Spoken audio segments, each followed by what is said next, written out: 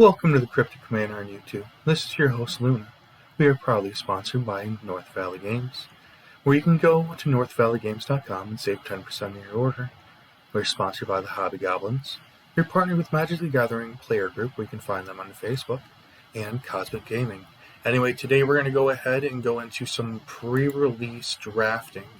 So essentially what's going to happen is you will get three packs of 20 cards, and you will draft 2 cards each. You'll end up with 61 cards at the end. You'll end up getting your pre-release pick, your pre-release card, essentially, so you have your promo card. That might be able to be your legendary or your commander, essentially.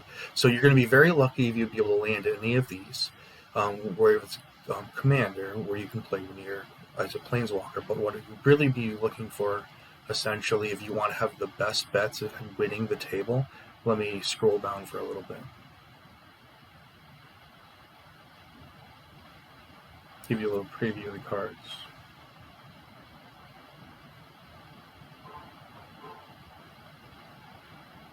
Down here, these 5 cards will give you the best bet. Well, some of these cards. So we have two of them. Let's look for the other.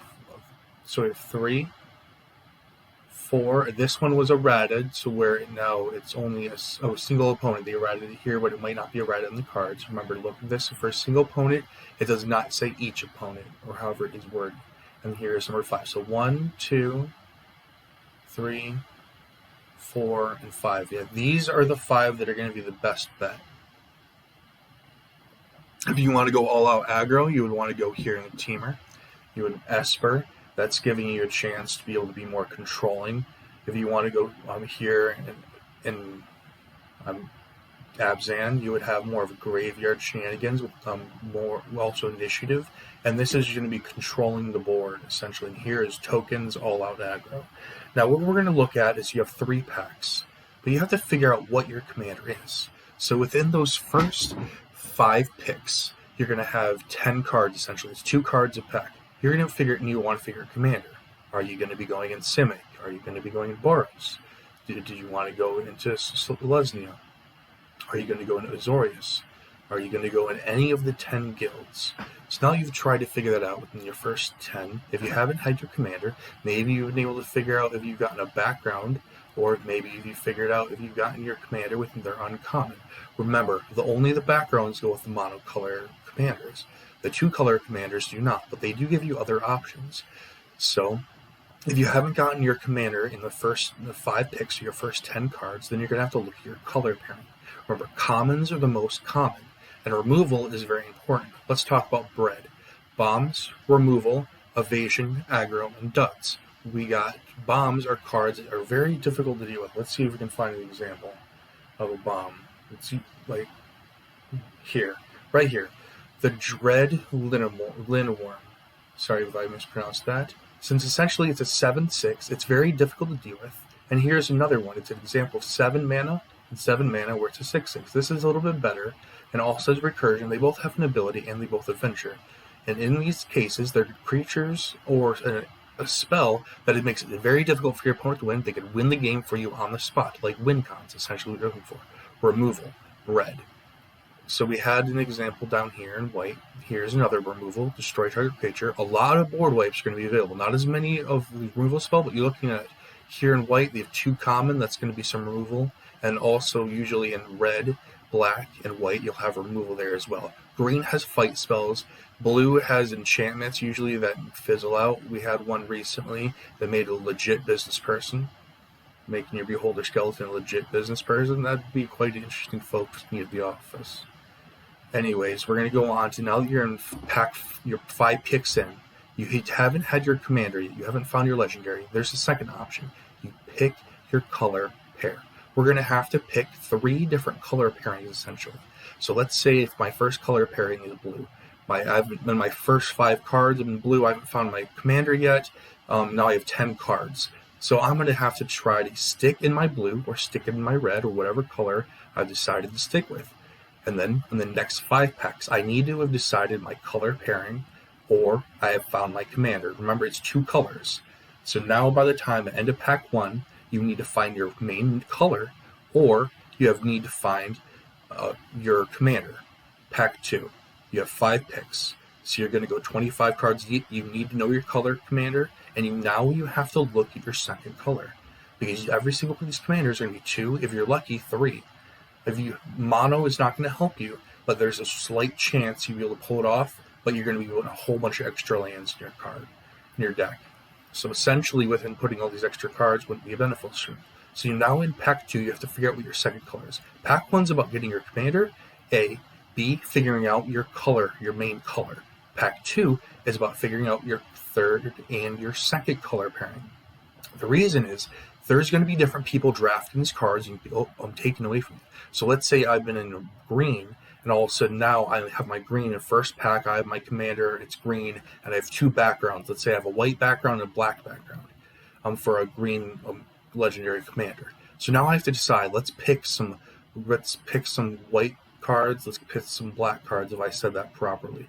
So now you're going to have to figure out which is your second color, and if you have to pick your commander by pack 25, by pick 25 essentially, where you're going to pick pack 2 halfway through on the 5th pick of your second pack, you're going to have to fold, or you're going to have to find your commander and solidify your colors essentially. This is where you solidify your second color. You have to remember a backup color for your third one. So by pick 25, you are going to have to, halfway through pack 2, you're going to fold if you don't have your commander selected.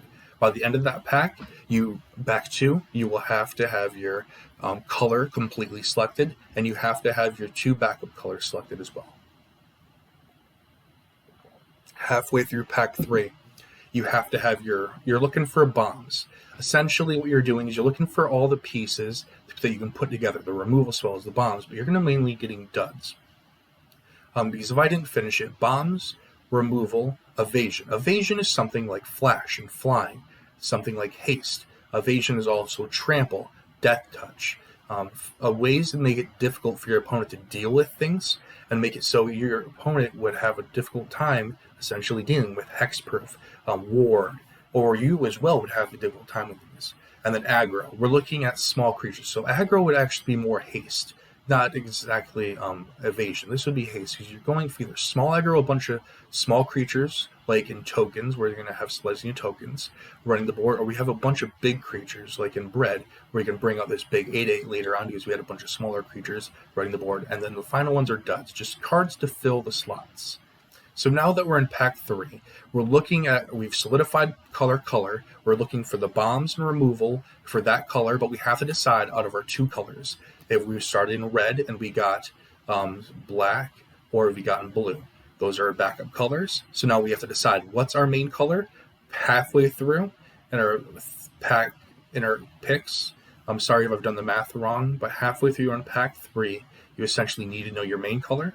You have your backup color, and you're picking the duds and the bombs within. And also there's something called hate drafting.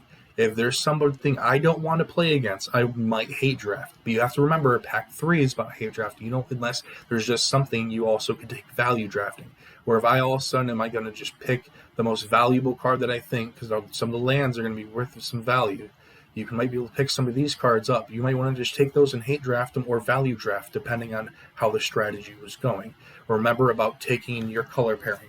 Don't go outside too much. Don't try to do 3, 4, 5 colors because you can only play 2 to 3 colors. So remember, have your main color in pack 1 or your commander in pack 1. Pack 2, decide your main color and have your commander decide, or you might have to fold. And it's also, pack 2 is about deciding your secondary and your pack up and your third color, because you might have to go, let's say your first color is green over here and your backup color is white and then your backup color was black. Now this gives you the option of playing black, green, green, white, or white, black, depending on what's all been taken. Now anyway, thank you again very much. Please go ahead and subscribe. Check us out over the Cryptic Commander, anywhere you can check out podcasts. And then again, thank you very much. Hit that like button and then spread this anywhere you like to spread along the way. We really could help. We appreciate the help. We are sponsored by North Valley Games, where you can go to northvalleygames.com and save 10% on your orders. And sponsors, we are sponsored by the Hobby Goblins. We are partnered with Magic the Gathering Player Group, is where you can go on Facebook and find them, and the Cosmic Gaming. There's one last thing I would like to talk about before we go. there is different deck strategies: aggro, mid-range, control, combo. There's also ramp. There's maybe some other strategies, but this is the main one. Let's talk about ramp. You're putting a bunch of mana on the battlefield as quickly as possible. Ramp spells like Cultivate, getting 2 spells quickly, a mana dorks. We're going to go into aggro, where you're putting a bunch of small creatures on the battlefield really fast, where you're putting a combination of that with big creatures, big butts, or big offense. Essentially, you're putting a combination with aggro of small creatures and big creatures. Go to control. You're either going to be playing a controlling, where you're offensive or defensive control. Interactive or reactive or interactive. Reactive is countering something. So when you counter it, it's a reactive.